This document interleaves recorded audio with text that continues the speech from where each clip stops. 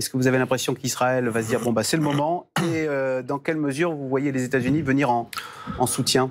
Les États-Unis n'ont pas le choix. Ils n'ont absolument pas d'autre choix que de soutenir Israël. Sinon, ils sont lâchés par une partie de leur population.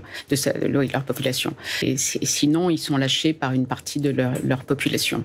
Leur population.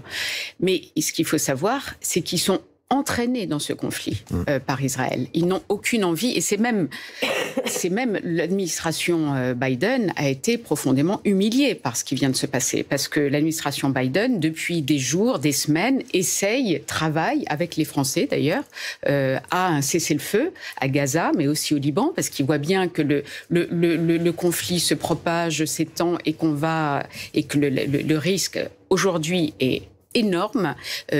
Et les États-Unis ne peuvent pas se permettre, enfin en tout cas Joe Biden ne peut pas se permettre que la région s'embrase en pleine campagne électorale. Là, je rappelle qu'on est à moins d'un mois des élections américaines, dont le résultat va être crucial pour l'avenir du monde. On imagine un Donald Trump au pouvoir dans le contexte actuel d'embrasement au Moyen-Orient.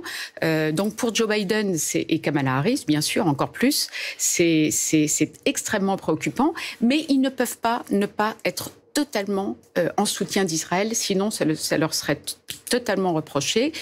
Et pareil pour les Européens. Tout le monde ne peut qu'être aux côtés d'Israël face à l'Iran. Évidemment, personne ne va aller défendre l'Iran dans les conditions qu'on vient de donner.